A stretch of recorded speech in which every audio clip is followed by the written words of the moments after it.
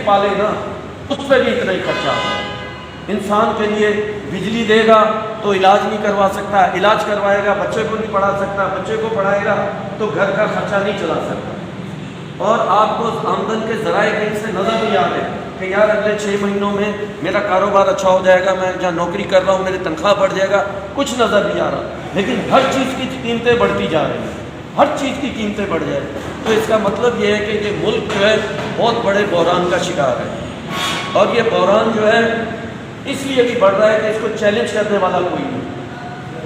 कोई चैलेंज करने वाला नहीं है। इनको जो चैलेंज कर रहे हैं वो ऊपर के तबकात के लोग हैं, मतलब जो हुकूमत में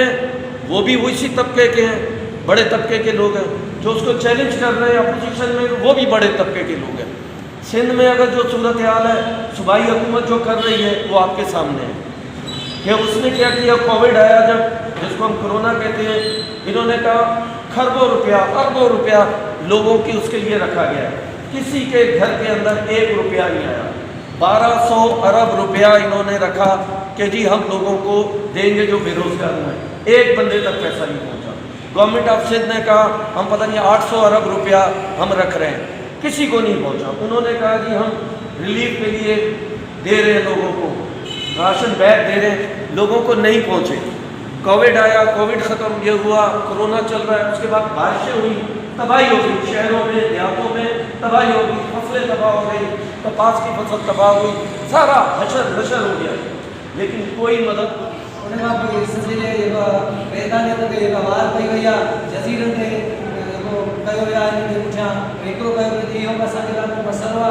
एग्रीकल्चर हिसाब था लेकिन कब दे यार 1000 ऊपर न गया यार या मन अगर ते न गया आप खाते तो 100 रुपया को दी हुआ तो आ मानो तो चार के आ मानो पासरा तो इने जेला यो में असन कम्मा है न ते भाई जेला कर खबर इने जेला तमाम दोस्त पार्टी राय जो